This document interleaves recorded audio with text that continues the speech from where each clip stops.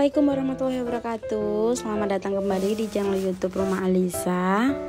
Wah, rasanya kangen banget ya, lama banget gak bikin video, gak nyapa teman-teman semua. Oke, di kesempatan kali ini aku mau share kegiatan aku. Tapi lebih pasnya ini aku mau share budgeting aku di bulan April. Mohon maaf itu aku salah nulis ya, karena aku memang bikinnya itu kemarin di akhir bulan Maret, karena setelah itu kita persiapan untuk hari raya Idul Fitri. Makanya aku buruan bikin aja, nanti keburu lupa dan keburu nggak kebuat gitu ya budgetingnya. Seperti biasa bun, di sini aku menuliskan pendapatan dan pengeluaran.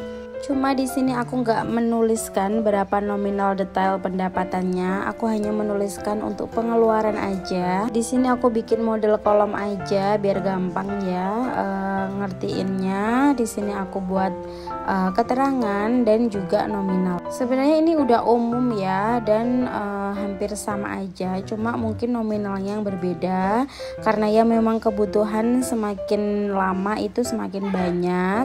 Apalagi sekarang itu apa-apa mahal ya bun, barang-barang sembako itu mahal, apa-apa mahal, bensin mahal, semuanya naik harganya. Jadi di situ aku tuliskan itu KPR aku ada 2 rumah ya, 1750. Kemudian ada belanja bulanan, aku tulis di angka 1 juta. Nanti kurang lebihnya pasti kita tahu di akhir bulan. Kemudian ada juga belanja mingguan. Di sini aku tuliskan 1 juta. Ini untuk belanja sayur dan lauk pauk. Karena minggu ini ada 4 minggu, jadi per minggunya 250. Lanjut teman-teman, di sini ada listrik. Di sini aku anggarkan 500.000.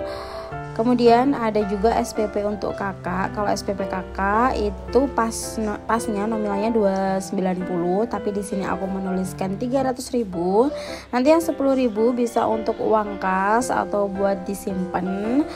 Dan ada juga arisan di perumahan, aku cuma ikut 1 yaitu 50.000. Kemudian untuk kas dan sampah perumahan aku udah bayar 1 tahun lunas ya teman-teman, jadi nggak masuk di pengeluaran bulanan aku. Dan lanjut ini ada LPG dan Aqua. Di sini aku tuliskan 200.000.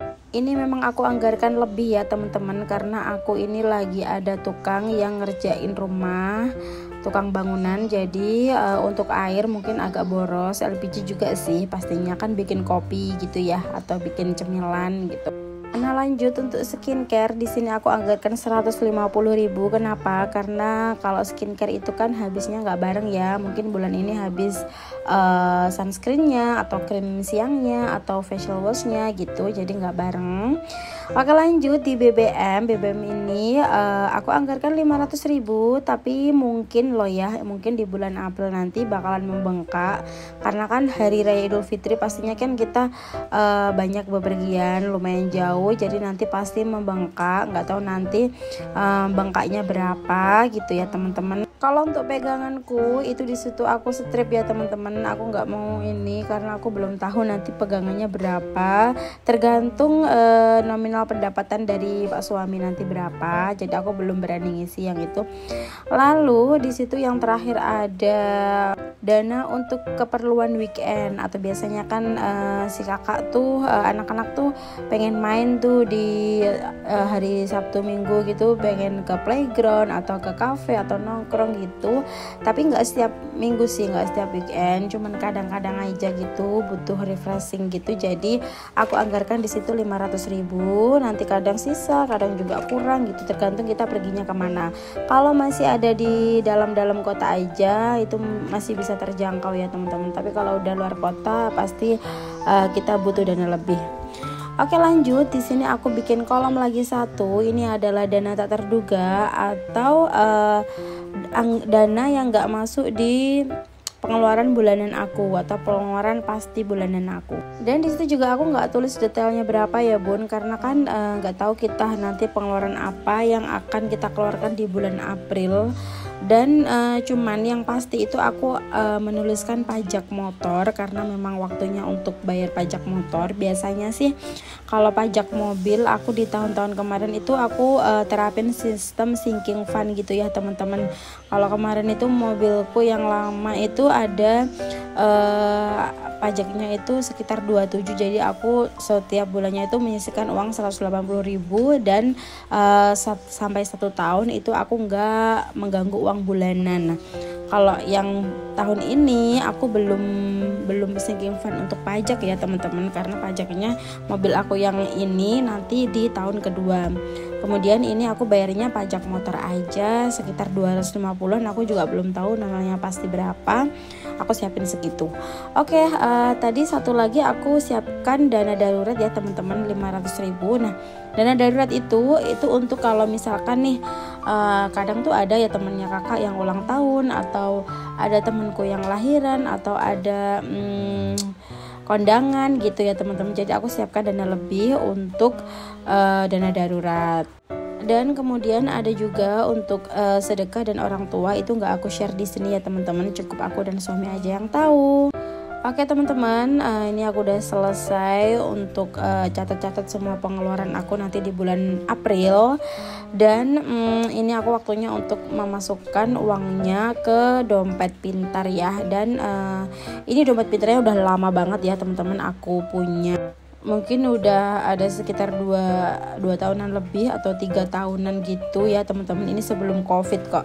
Aku juga nggak tahu, mungkin udah ada yang model terbaru ya sekarang. Yang model seperti ini masih ada apa enggak aku juga nggak tahu.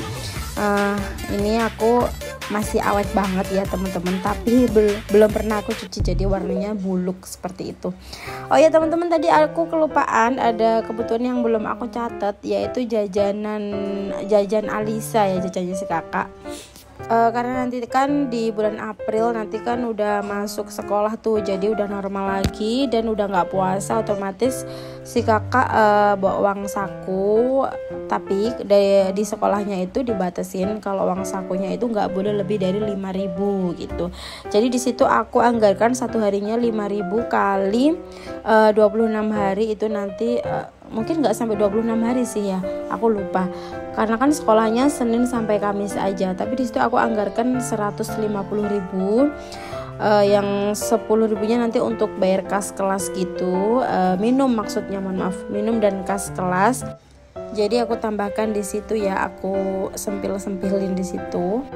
Ini juga belum SPP-nya Sulaiman itu belum kecatet. Aku sampai lupa sih karena lama nggak budgeting di videoin seperti ini ya.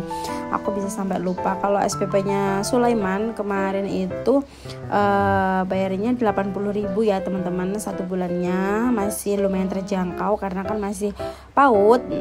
Nanti kalau udah masuk TK Sulaiman itu nanti sekitaran 250 kalau nggak salah itu SPP-nya, hampir sama dengan si kakak. Jadi insya Allah nanti di tahun ini si Ade itu udah masuk TK. Ya Allah, nggak kerasa banget ya bun, anak kita udah masuk ke satu tingkat lebih tinggi jenjang sekolahnya, masuk TK, karena kayaknya tuh kemarin baru aja masuk PAUD gitu. Sekarang udah mau masuk TK. Alhamdulillah udah aku daftarin sih kemarin sekolahnya. Nanti udah lunas semua daftar ulangnya. Alhamdulillah nanti tinggal masuk aja. Tinggal pikirin buat daftar ulang si kakak. Gitu ya, nggak ada habisnya deh pokoknya ibu rumah tangga itu.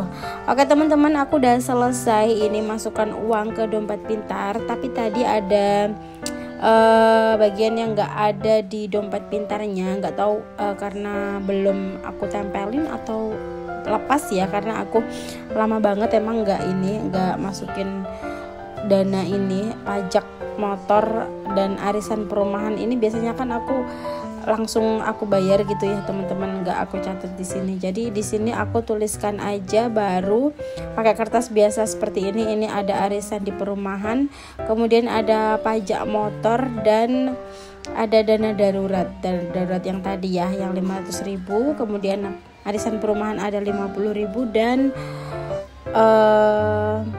pajak motornya ada 250.000.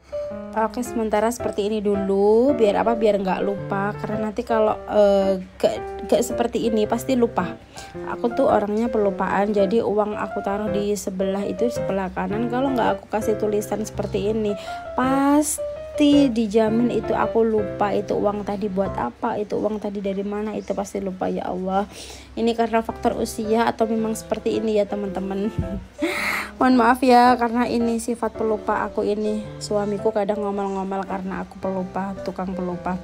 Oke teman-teman, ini udah selesai, alhamdulillahirabbil alamin. Aku bulan ini kan untuk lebaran ini sama sekali tidak mengganggu belanja bulanan atau ini uang bulanan aku, kecuali yang BBM tadi.